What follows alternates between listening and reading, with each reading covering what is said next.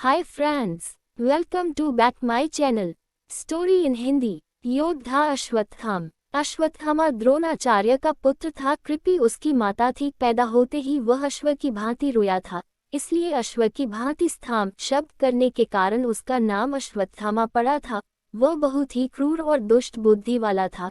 तभी पिता का उसके प्रति अधिक स्नेह नहीं था। धर्म और न्याय के प्रति उसके हृदय में सभी प्रेरणा नहीं होती थी और न वह किसी प्रकार का आतताईपन करने में हिचकता था। उसका बचपन बड़ी ही कठिनाइयों के बीता था। उसके पैदा होने के समय द्रोणाचार्य बहुत निर्धन थे। उनके पास अपनी पत्नी और बालक के पालन पोषण के लिए भी पर्याप्त धन नहीं था। दूध के लिए एक गाय तक नहीं थी। एक दिन अश्वत्थामा बहुत भूखा था। उसने अपनी माँ कृपि से दूध मांगा। कृपि बालक की हट देखकर दुखी होने लगी और वह उसको किसी तरह से बहलाने पुचकारने लगी, लेकिन अश्वत्थामा हठ पकड़ गया। अंत में कृपि ने चावल धोकर सफेद पानी बालक को पीने के लिए दे दिया। अश्वत्थामा ये जानता ही नहीं था कि दूध और पानी में क्या अंतर होता है। उसने दूध समझकर उसको पिया और उसमें से कुछ को बचाकर वह ऋषि पुत्रों को दिखाने के लिए गया। ऋषि पुत्रों ने चावल के पानी को पहचानकर अश्वत्थामा का उपहास करना आरंभ कर दिया।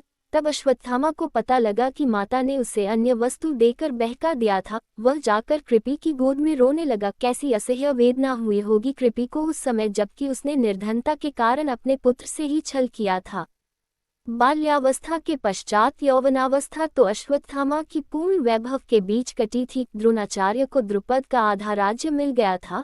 फिर वे पांडवों और कौरवों के गुरु हो गए थे, जिससे उनको अपार द्रव्य मिलता था। अश्वत्थामा ने एक बार कहा भी था कि मुझे किसी वस्तु का अभाव नहीं है। धन, धान्य, राज्य, संपत्ति सभी कुछ मेरे पास है। इसके पश्चात तो अश्वत्थामा का सम्मान बढ़ता ही चला गया, लेकिन महाभारत युद्ध के पश्चात फिर उसको दैव का अभिशाप सहना पड़ा।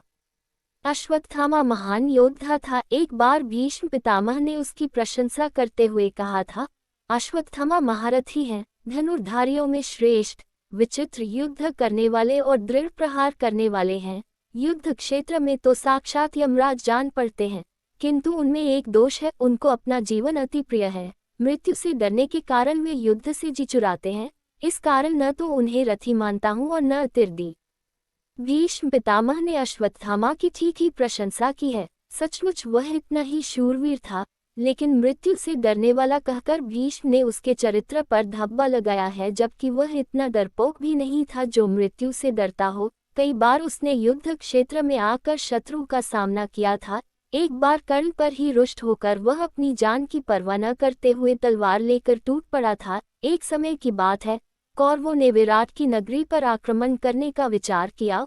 उस समय बहुत से अपशकुन होने लगे, जिन्हें देखकर द्रोणाचार्य ने कहा, इस समय हमें युद्ध करने के लिए नहीं जाना चाहिए, क्योंकि लगता है हम अर्जुन को पराजित नहीं कर पाएंगे। अर्जुन की यह प्रशंसा द्रोणाचार्य के मुंह से सुनकर कर्ण के हृदय में आग सी लग गई। जब उससे यह नहीं सहा गया तो उसने द्रोणाचार्य से कटु बातें कहना आरंभ किया और साथ में वह अपनी वीरता का दम्भ भी भरने लगा। इस समय अश्वत्थामा ने बिगड़कर सभी कौरवों तथा कर्ण से कहा, निर्दय दुर्योधन के सिवा कौन क्षत्रिय कपट के जुए से राज्य पाकर संतुष्ट हो सकता है?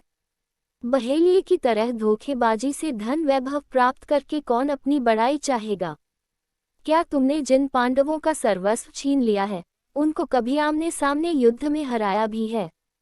किस युद्ध में पांडवों को परास्त करके तुम द्रौपदी को सभा में घसीट लाए थे?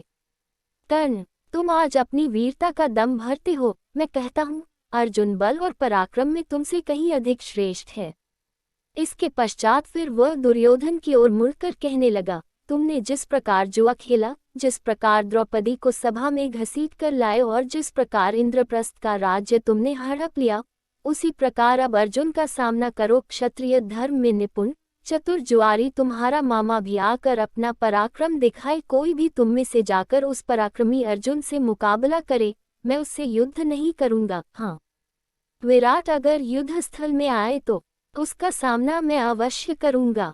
अश्वत्थामा की बातें सुनकर सभी लोग चुप हो गए। ऐसा साहसी और निर्भीक था अश्वत्थामा। भीष्म के अंतिम शब्द उसके चरित्र पर ठीक नहीं उतरते। पता नहीं किस अवसर पर भीष्म ने इस प्रकार का निर्णय किया था। एक बार फिर अश्वत्थामा की कर्ण से कहा सुनी हो गई थी, जब द्रोणाचार्य कौरवों की सेना के सेनापति थे तब पांडवों की सेना का वेग देखकर दुर्योधन ने कर्ण से कहा था, वीरवर कर्ण, तुम मेरे मित्र हो, देखो कौरव सेना का किस बुरी तरह से पांडव संहार कर रहे हैं। यही मित्रता का परिचय देने का उचित अवसर है, कुछ करके दिखाओ।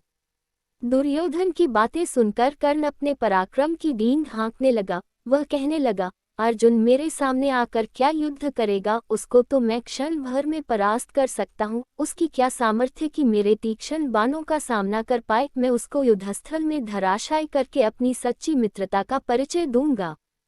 कृपाचार्य कर्ण की ये बातें सुन रहे थे, उन्हें बहुत बुरा लग रहा था। उन्होंने इस दम्भ के लिए कर्ण को फटकारा भी, उन्होंने कर्ण को बुरा भला भी कहा, यहाँ तक कि उन्होंने कह डाला कि अगर अब की बार जीप चलाई तो इसी तलवार से काट दूंगा। कृपाचार्य अश्वत्थामा के मामा थे और वैसे भी कौरव पांडवों के गुरु थे और वृद्ध पुरुष थे। इसी कारण अश्वत्थामा उनका अपमान न सह सका। उसने क्रोधावेश में आकर कर्ण से कहा, सूतपुत्र, तू बड़ा अधम है, अपने सामने किसी को कुछ समझता ही नहीं, स्वयं अपने मुंह से अपनी बड़ाई करता है। जिस समय अर्जुन ने जयद्रथ को मारा था उस समय तेरी वीरता कहाँ सो रही थी। अगर सच्चा शूरवीर था तो उस समय आकर पराक्रमी अर्जुन का सामना करता और उसको धराशायी करके जयद्रथ के प्राण बचाता। ये कटु वचन सुनकर कर्ण को गुस्सा आ गया। वह उठ खड़ा हुआ। इधर अश्वत्थामा भी तलवार खींचकर उस पर झपट पड़ा।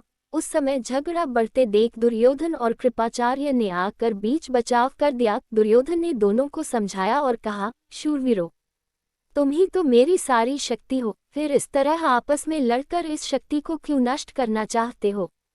इस घटना को देखने से पता चलता है कि अश्वत्थामा बड़े खरे स्वभाव का था। वह चाटुकारिता में विश्वास नहीं करता था। दुर्योधन तक को अपशब्द कहने में वह नहीं डरता था। फिर कैसे कह सकते हैं कि अश्वत्थामा कायर था, लेकिन बाद में चलकर तो उसने चोरों की तरह इस प्रकार के आतताई जैसे कर्म किए कि उनसे उसकी सारी शूरता पर पानी फिर गया और वह घृणित और क्रूर समझा गया। उसने द्रौपदी के 5 पुत्रों को उस समय मारा था जब वे अचेत सो रहे थे, लेकिन क्यों वह इतना क्रूर और बर्बर पिशाच जैसा हो गया, इसके पीछे कारण है, उसके पिता की हत्या भी अन्यायपूर्वक की गई थी। जब द्रोणाचार्य ने धर्मराज युधिष्ठिर से मुंह से ये सुन लिया कि अश्वत्थामा मारा गया तो उन्होंने शस्त्र त्याग दिए और योग धारण करके अपने रथ पर बैठ गए। तभी धृष्टद्युम्न ने आकर उनका सिर काट डाला। द्रोणाचार्य को अपने किए का फल मिला था, क्योंकि उन्होंने भी तो निहत्थे अभिमन्यु का इसी प्रकार वध करवाया था। लेकिन जब अश्वत्थामा को पिता के इस प्रकार अन्यायपूर्ण वध की बात मालूम हुई तो उसको बड़ा दुख हुआ और उसने क्रोध में जलकर पांडवों और पांचालों को नष्ट कर डालने की प्रतिज्ञा कर डाली। दुर्योधन ने उसे और भी इसके लिए उत्तेजित किया। अश्वत्थामा को युधिष्ठिर पर भी बड़ा क्रोध आ रहा था, क्योंकि वह उस व्यक्ति से कभी भी ऐसे झूठ की आशा नहीं करता था। उसने उसी क्षण अपनी भुजा उठाकर कहा, आज इस अन्याय के बदले पांडवों के शव पृथ्वी पर पड़े मिलेंगे। मैं नारायणास्त्र का प्रयोग करूंगा, जिसे मेरे सिवा और कोई नहीं जानता। उसी के द्वारा मैं आज शत्रु के सारे गर्व को चूर करूंगा और उनको सदा के लिए इस पृथ्वी से मिटा दूंगा। दूसरे दिन अश्वत्थामा ने उसी नारायणास्त्र का प्रयोग कर दिया। पांडवों की सेना में उसके कारण हाहाकार मच उठा। असंख्य वीर योद्धा क्षत होकर पृथ्वी पर गिर पड़े। उस अस्त्र को रोकने की किसी में भी सामर्थ्य नहीं थी। इधर पांडवों के बीच द्रोणाचार्य की मृत्यु पर आपसी विवाद उठ खड़ा हुआ था। इस प्रकार अन्यायपूर्वक गुरु का मारा जाना अर्जुन और सात्यकी को अच्छा नहीं लगा। वे दोनों धृष्टद्युम्न को बुरा कहने लगे। गुरु की मृत्यु का उन्हें बड़ा शोक हुआ, यहाँ तक कि सात्यकी तो गदा तानकर धृष्टद्युम्न को मारने के लिए आगे बढ़ आया। उस समय श्री कृष्ण का संकेत पाकर भीमसेन ने जाकर उसे किसी तरह रोका, क्योंकि इधर तो अश्वत्थामा पांडव सेना का संहार करता हुआ आ रहा था और उधर आपस का झगड़ा बढ़ता चला जा रहा था। इस सबसे सर्वनाश की आशंका थी। गुरु की हत्या के लिए किसी ने तो स्वयं युधिष्ठिर तक को दोषी ठहराया।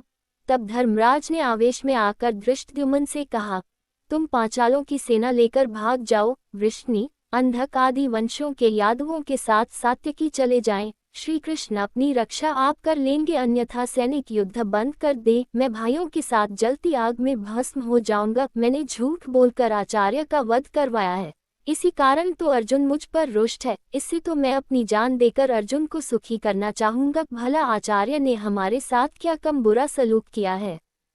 अनेक महारथियों ने अकेले अभिमन्यु को निहत्था करके आचार्य के सामने ही मार डाला था। द्रौपदी की दुर्गति भी इन्हीं के सामने हुई थी। दुर्योधन के थक जाने पर आचार्य ने ही उसे अभेद्य कवच बांधकर हम लोगों पर आक्रमण करने भेजा था। जयद्रथ की रक्षा करने में उन्होंने क्या कुछ नहीं उठा रखा था।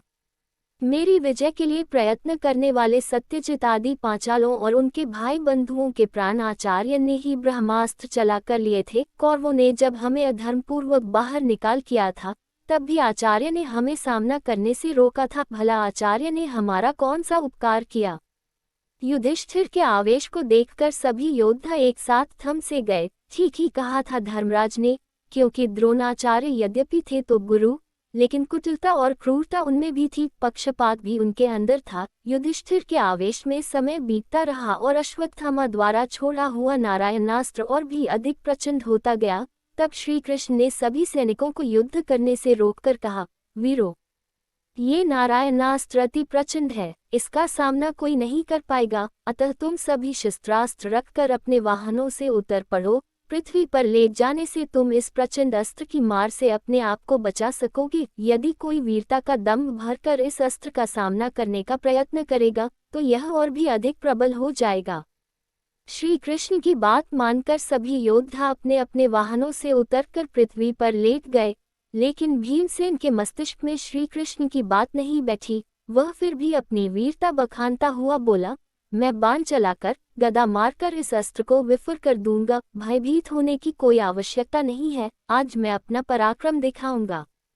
उसने अर्जुन से भी गांडीव उठाने के लिए कहा, लेकिन अर्जुन ने कह दिया कि वह गौ, ब्राह्मण और नारायणास्त्र के विरुद्ध गांडीव का कभी प्रयोग नहीं करेगा।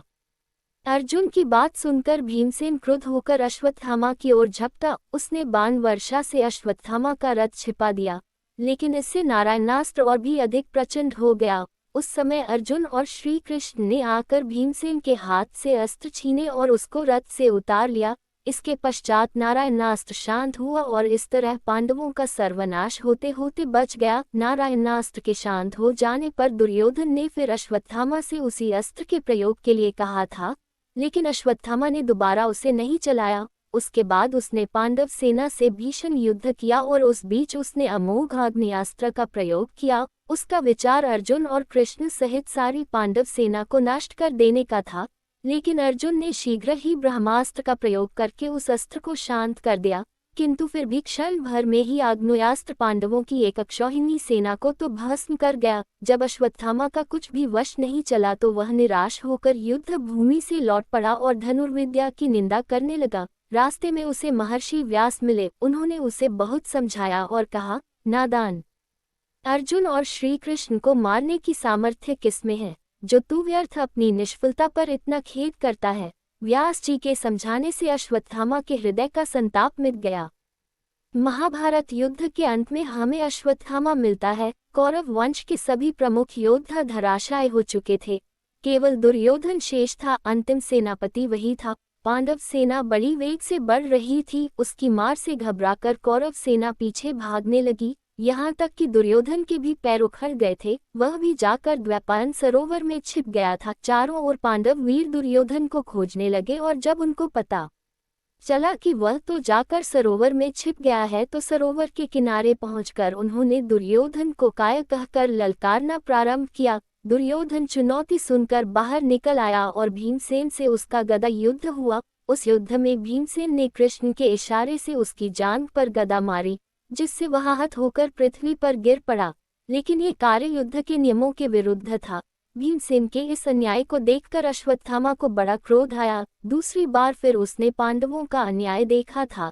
दुर्योधन असह्य पीड़ा से कराहता हुआ पृथ्वी पर पड़ा था। उस समय कृतवर्मा और कृपाचार्य भी वहां उपस्थित थे। सभी को इस अन्याय पर क्रोध आ रहा था। अश्वत्थामा से नहीं सहा गया तो उसने हाथ उठाकर प्रतिज्ञा की कि वह पांडवों का इसी प्रकार नाश करके ही संतोष की सांस लेगा। दुर्योधन ने अश्वत्थामा की प्रतिज्ञा सुनी तो उसे ऐसा लगा कि मानो अभी कौरव पक्ष में और जान बाकी थी। तुरंत ही उसने कृपाचार्य से कहकर अश्वत्थामा का सेनापति पद पर अभिषेक करा दिया। अश्वत्थामा ने इस उत्तरदायित्व को संभाल तो लिया, लेकिन अब सेना भी तो नहीं बची थी, इसलिए अपना वचन पूरा करने के लिए उसे अपनी शक्ति का ही भरोसा था। वहां से तो अश्वत्थामा, कृपाचार्य और कृतवर्मा तीनों व्यक्ति वन की ओर चले गए, क्योंकि उनके ठहर जाने पर पांडवों के आमने सामने युद्ध होने की आशंका थी, जिसके लिए पर्याप्त शक्ति उनके पास नहीं थी। अश्वत्थामा वन के एकांत में पांडवों से किसी प्रकार बदला चुकाने की बात सोचने लगा। एक तो पिता का वध और फिर उस राजा का अन्यायपूर्वक वध, जिसके लिए उसने अपने जीवन को समर्पित किया था, उसके हृदय को और भी अधिक उत्तेजित करने लगा। वह किसी प्रकार पांडवों का सर्वनाश कर डालना चाहता था, लेकिन इतनी शक्ति न होने कारण कोई ठीक योजना नहीं बन पाती थी। सोचते सोचते रात हो गई, लेकिन फिर भी उसको नींद नहीं आई। जब रात के 1-2 पहर निकल गए तो उसने देखा कि उसी बरगद के पेड़ पर, जिसके नीचे वह लेटा हुआ था, एक उल्लू आया और सोते हुए कौओं का शिकार करने लगा। कौओं के बीच कोलाहल मच गया, लेकिन उल्लू ने बहुत सी कौओं को मार दिया। अश्वत्थामा ये सब कुछ देखता रहा। तभी उसके मस्तिष्क में एक विचार आया कि यदि वह पांडवों से आमने सामने आकर मुकाबला करेगा तब तो वह उनको पराजित न कर सकेगा और न उनकी कोई विशेष हानि हो सकेगी। इसलिए जिस प्रकार अकेले उल्लू ने आकर नींद में असावधान कौओं को मार मार कर फेंक दिया है, उसी प्रकार यदि वह भी जाकर पांडवों का रात्रि के समय संहार करे तो उसकी प्रतिज्ञा पूर्ण हो सकती है। यद्यपि रात्रि में सोए हुए शत्रु पर आक्रमण करना युद्ध के नियमों के विरुद्ध था, लेकिन अश्वत्थामा तो इन नियमों का उल्लंघन पांडवों की ओर से देख चुका था, इसलिए उसने इसकी तनिक भी चिंता नहीं की और इसी प्रकार पांडवों को नष्ट करने का दृढ़ निश्चय कर लिया। प्रातःकाल उसने कृपाचार्य और कृतवर्मा को अपनी यह योजना बताई, लेकिन उन दोनों ने इसका विरोध किया। कृपाचार्य धर्म और नीति की बातें करने लगे। इस पर अश्वत्थामा को क्रोध आ गया और वह दोनों को बुरा भला कहने लगा। अंत में दोनों को उसकी बात माननी पड़ी। तीनों अपने विचारों में पूरी तरह दृढ़ होकर पांडवों के शिविर के पास आए। अश्वत्थामा एकाएक सोती हुई पांडव सेना पर टूट पड़ा। अनेक को उसने अपनी तलवार से मौत के घाट उतार दिया और जो घबराकर बाहर भागते थे उनको कृपाचार्य और कृतवर्मा मार डालते थे। इस प्रकार तीनों ने मिलकर बाहर और भीतर असंख्य योद्धाओं को मार डाला और इसके पश्चात शिविर में आग लगा दी, जिससे चारों ओर हाहाकार मच उठा। किसी प्रकार अश्वत्थामा ने अपने बाप के हत्यारे धृष्टद्युम्न को भी खोज लिया और उसका गला घूंटकर मार डाला। द्रौपदी के 5 पुत्रों को भी उसने उसी समय मार डाला। अश्वत्थामा का क्रोध उस समय इतना प्रचंड हो उठा था कि न्याय, दया, धर्म आदि तो उसकी दृष्टि से मानो पूरी तरह ओझल हो चुके थे। वह तो बर्बरता और निर्दयता का खेल रहा था। उस समय 5 पांडव, श्री कृष्ण और सात्यकी शिविर में नहीं थे। कौरवों के पराजित होने पर जब पांडवों ने उनके शिविर पर अधिकार किया था, तो उन्हें अपार कोष, सोना, चांदी, रत्न, आभूषण, वस्त्र, दास दासी आदि अनेक वस्तुएं मिली, जिन पर उन्होंने अपना अधिकार कर लिया। पूर्ण प्रसन्नता के साथ जब सभी शिविर में सोने के लिए जाने लगे तो कृष्ण ने युधिष्ठिर से कहा कि हम लोगों को आज कल्याण कामना से शिविर के बाहर रहना चाहिए। इसी कारण वे बच गए, नहीं तो पता नहीं महाभारत युद्ध का क्या अंत होता। लेकिन फिर भी रात्रि के समय जैसा हाहाकार इस समय अश्वत्थामा के उपद्रव के कारण हुआ, वैसा पहले कभी नहीं हुआ। इसका कारण था कि सभी वीर अधिकतर तो युद्ध के नियमों का पालन करते ही थे। तभी तो संध्या काल समाप्त हो जाने पर कौरव पांडव एक दूसरे के शिविरों के भीतर जाते थे और पूर्ण सौहार्द के साथ बातें करते थे। फिर इस तरह चोर की तरह आक्रमण करना वीरता की गरिमा पर एक धब्बा है। क्षत्रिय कभी भी इस तरह शत्रु का संहार करके गर्व अनुभव नहीं करता,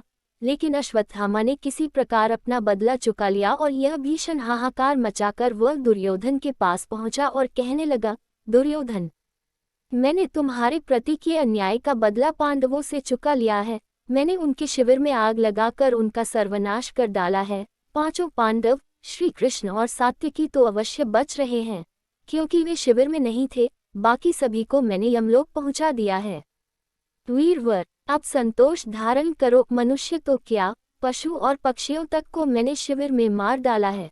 पांडव अपनी विजय पर खुशियां मना रहे होंगे, लेकिन जब इस सर्वनाश की बात सुनेंगे तो वे अपनी सारी खुशी भूल जाएंगे। अश्वत्थामा की यह बात सुनकर दुर्योधन मानो असह्य पीड़ा की मूर्छा से जाग पड़ा। उसने अश्वत्थामा की प्रशंसा करते हुए कहा, वीर अश्वत्थामा, आज तुमने मेरी आत्मा को संतुष्ट किया है। तुमने वह काम किया है जिसे तुम्हारे पिता द्रोण, भीष्म पितामह, कर्ण आदि कोई भी महारथी नहीं कर पाए। पापी धृष्टद्युम्न को तुमने मार डाला। ये सुनकर तो मेरी छाती ठंडी पड़ गई है, क्योंकि उसी पापी ने गुरुदेव की अन्यायपूर्वक हत्या की थी। फिर उसके साथ शिखंडी को भी मारकर तुमने बड़ा ही श्रेष्ठ कार्य किया है, क्योंकि उसी को सामने करके तो अर्जुन ने पितामह को गिराया था। सच, मुझे अब अपनी पराजय पर तनिक भी खेद नहीं है। मैं पूर्ण सुखी होकर स्वर्गलोक को जाता हूँ। वीरवार वहीं हम सभी मिलेंगे। ये सुनकर दुर्योधन की श्वास रुक गई। अश्वत्थामा एक तरफ तो दुर्योधन के स्वर्गवास के कारण दुखी होने लगा, लेकिन दूसरी तरफ उसको आज एक असीम गर्व का अनुभव हो रहा था। वह सोच रहा था कि पिता की विक्षिप्त आत्मा आज शांत हो गई होगी, क्योंकि उसके बेटे ने अन्यायों से बदला चुका लिया है। इधर द्रौपदी अपने 5 पुत्रों के शवों को देखकर दुख के कारण पागल सी हो उठी। उसकी गोद एक रात में सूनी हो गई थी। कहाँ तो संध्या काल में दुर्योधन के धराशायी होने पर उसको अपनी विजय का गर्व हो रहा था, और कहाँ तक आत्ताएं आकर उसकी सारी प्रसन्नता को कुचल कर सदा के लिए नष्ट कर गया। वह करुण क्रंदन करती हुई युधिष्ठिर के सामने आकर गिर पड़ी। इसी समय भीमसेन ने उसे संभाल लिया। द्रौपदी ने उसी बीच उठकर कहा कि जब तक मेरे लालों का हत्यारा वह पापी और दुराचारी अश्वत्थामा नहीं मारा जाएगा, तब मैं अन्न जल ग्रहण नहीं करूंगी। उस अन्यायी के माथे में एक महामणि है, जब तक कोई उसे लाकर मुझे नहीं दे देगा, तब तक मुझे यह विश्वास नहीं हो पाएगा कि वह दुष्ट मारा गया। द्रौपदी की यह बात सुनकर भीमसेन अपनी गदा उठाकर अश्वत्थामा के पीछे दौड़ा। पूरे आवेश के साथ भीमसेन के चले जाने के पश्चात श्री कृष्ण ने युधिष्ठिर से कहा, धर्मराज, भीमसेन की रक्षा का उपाय करना चाहिए, क्योंकि अश्वत्थामा के पास ब्रह्मशिर अस्त्र है, जिससे क्षण भर में सारा भूमंडल नष्ट हो सकता है। गुरु द्रोणाचार्य ने यह अस्त्र अपने प्रिय शिष्य अर्जुन को ही दिया था, लेकिन जब अश्वत्थामा को इसका पता चला तो वह दुखी होकर पिता से उसको भी उस अस्त्र को सिखाने के लिए कहने लगा। द्रोणाचार्य को अपने पुत्र पर विश्वास नहीं था, क्योंकि वे जानते थे कि यह क्रूर प्रवृत्ति वाला अश्वत्थामा कहीं भी अस्त्र का दुरुपयोग कर सकता है। इसी कारण उन्होंने पहले उसे इसका प्रयोग नहीं सिखाया था, लेकिन उसके अधिक हठ करने पर उनको सिखाना पड़ा। फिर भी उन्होंने उससे वचन लिया था कि वह इसका दुरुपयोग नहीं करेगा, विशेष संकट पड़ने पर ही वह इसका प्रयोग करेगा। अश्वत्थामा ने वचन देकर वह अस्त्र सीख लिया। अब उसी का सबसे बड़ा भय है, क्योंकि अश्वत्थामा को उचित और अनुचित का तो अधिक विचार है नहीं। हो सकता है वह आवेश में आकर ब्रह्मशिर अस्त्र का प्रयोग कर बैठे तो सर्वनाश हो जाएगा। मैं आपको उसकी कुटिलता की बात बताता हूँ। एक बार वह द्वारका आकर मुझसे कहने लगा, पिताजी ने महर्षि अगस्त्य से जो ब्रह्मशिर अस्त्र प्राप्त किया है, उसे मैंने सीख लिया है। उसको मुझसे लेकर बदले में मुझे अपना सुदर्शन चक्र दे दो। इस पर मैंने कहा, मुझे तुम्हारे ब्रह्मशिर अस्त्र की आवश्यकता नहीं है। मेरे धनुष, शक्ति, गदा और चक्र में से जिसकी भी तुम्हें आवश्यकता हो ले लो। सुदर्शन चक्र के 1000 लोहे के आरे थे, इस कारण अश्वत्थामा अपनी पूरी शक्ति लगाकर भी उसको उठा नहीं पाया।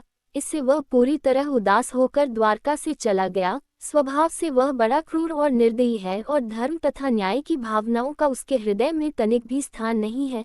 इसलिए मैं कहता हूँ कि भीमसेन की इस परिस्थिति में रक्षा करना आवश्यक है।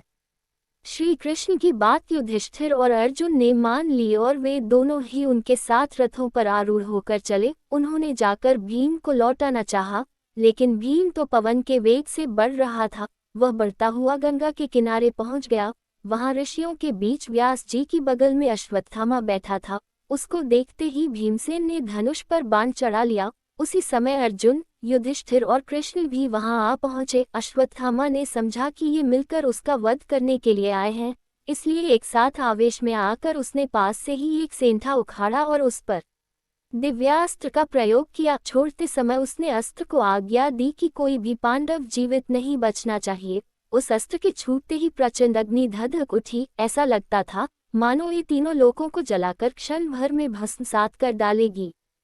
ये देखकर कृष्ण ने अर्जुन को इशारा किया, क्योंकि वही इस संकट से सबके प्राण बचा सकता था। गुरु द्रोणाचार्य ने इस अस्त्र को अर्जुन को भी तो सिखाया था। तब अर्जुन अपना गांडीव धनुष लेकर मैदान में कूद पड़ा, और उसने अपने और अपने भाइयों के लिए स्वस्ति कहकर देवताओं और गुरुओं को प्रणाम और अस्त्र से ही अस्त्र का तेज शांत कर देने के लिए ब्रह्मशिर अस्त्र का प्रयोग किया। दोनों ओर से प्रचंड ज्वालाएं धधकती देखकर कोहराम मच उठा। जब अर्जुन ने दोनों महर्षियों को बीच में खड़े देखा तो तुरंत ही उसने अपने अस्त्र को शांत कर दिया, और इसके साथ उसने क्षमा प्रार्थना की, लेकिन साथ में कहा, हे देव, मैं तो आपके सम्मान में अपना अस्त्र शांत कर चुका हूँ, लेकिन यदि अश्वत्थामा का अस्त्र शांत नहीं हुआ तो हमारा सर्वनाश निकट ही है।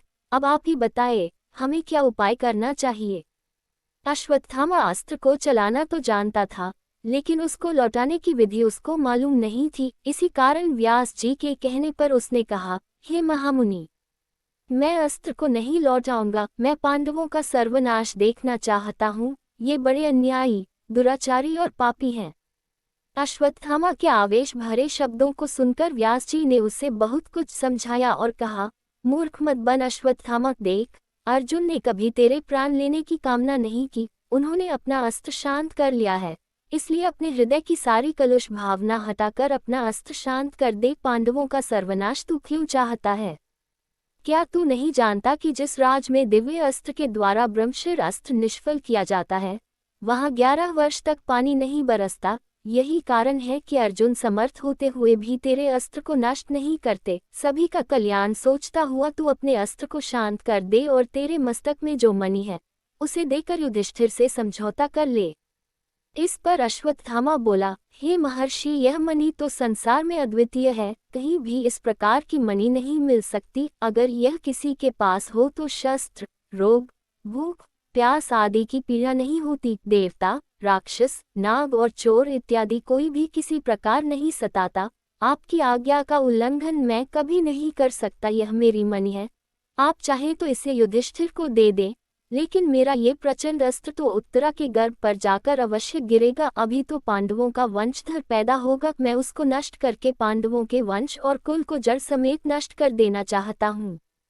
व्यास जी अश्वत्थामा का ये क्रूर निश्चय सुनकर चुप पड़ गए, लेकिन श्री कृष्ण ने कहा, अश्वत्थामा, तुम्हारा दिव्य अस्त्र अपनी सारी शक्ति दिखा दे, गर्भ का बालक मृत रूप में ही पैदा होगा, किंतु फिर भी वह जीवित होकर 60 वर्ष तक राज्य करेगा और पांडवों की वंश परंपरा को आगे बढ़ाएगा। कौरव वंश के परिक्षीण होने पर उसका जन्म होने के कारण उसका नाम परीक्षित रखा जाएगा। कृपाचार्य उसको धनुर्वेद की शिक्षा देंगे। लेकिन अश्वत्थामा, तुम्हें इस निर्दयता और अमानुषिकता का पूरा दंड भरना पड़ेगा। 3000 वर्षों तक तुम्हें निर्जन देश में अकेला भटकना पड़ेगा। कोई तुमसे नहीं बोलेगा। तुम्हारी देह से पीव और रक्त की दुर्गंध निकला करेगी। तुमको कोढ़ और अनेक तरह की व्याधियां हो जाएंगी, जिसके कारण तुम्हारा जीवन निरंतर एक अभिशाप बनकर रहेगा। श्री कृष्ण की बात अटल थी। अश्वत्थामा को दैव ने यही दंड दिया, मणि उससे छीन ली जाती है। द्रौपदी को अश्वत्थामा पर बड़ा आक्रोश था। वह उससे अपने पुत्रों के वध का बदला चुकाना चाहती है और इसी प्रकार भीमसेन भी पूरी तरह क्रोधयुक्त होकर उसका वध करना चाहता है। लेकिन युधिष्ठिर करुणा करके उसे छोड़ देते हैं और वह अपने भाग्य पर दुखी होता हुआ वन की ओर चला जाता है। कहते हैं उसको अमरता प्राप्त थी। इसलिए आज भी कहीं कहीं यह विश्वास प्रचलित है कि अश्वत्थामा एक दीन भिखारी का सा रूप धारण करके नगर के भीतर आता है, लेकिन कोई उसे पहचान नहीं पाता। इस तरह अश्वत्थामा का जीवन सदा के लिए अभिशाप बन गया। उसकी क्रूरता और निर्दयता का यही परिणाम था। अंत में यही कहा जा सकता है कि जैसा अमानुषिक कृत्य अश्वत्थामा ने द्रौपदी के 5 पुत्रों को मारकर किया, वैसा तो शायद महाभारत के किसी पात्र ने नहीं किया। ये बड़ा नीचतापूर्ण घृणित कार्य था। इसीलिए चाहे अश्वत्थामा कितना ही बड़ा योद्धा था और धनुर्विद्या में पारंगत था, लेकिन उसके प्रति मनुष्य के हृदय में सम्मान की भावना जागृत नहीं होती। यही कहना पड़ता है कि वह एक प्रकार का नर पिशाच था, जो प्रतिशोध की आग में पूरी तरह अंधा होकर नीच से नीच कार्य कर सकता था। रात्रि में असावधान और निहत्थे सैनिकों पर उसका हमला करना महाभारत युद्ध की सारी गरिमा को नष्ट कर देता है। उस विशाल युद्ध के बारे में आज तक कथाएं चली आती हैं कि वे सच्चे योद्धा थे, जो दिन भर संग्राम करते थे और संध्या काल समाप्त होते ही एक दूसरे के शिविरों में आकर आपस में गले मिलते थे। यही आज के युद्ध में और उस महाभारत के युद्ध में अंतर था। उसमें छल और कपट कम था, लेकिन अश्वत्थामा ने छल से रात्रि को चोर की भांति आक्रमण करके उस गरिमा को नष्ट कर दिया। सचमुच वह उल्लू की तरह क्रूर और निर्दयी था। Thanks for watching. ऐसी वीडियो देखने के लिए हमारे चैनल को सब्सक्राइब कीजिए। वीडियो अच्छी लगी तो लाइक, कमेंट, शेयर जरूर कीजिए।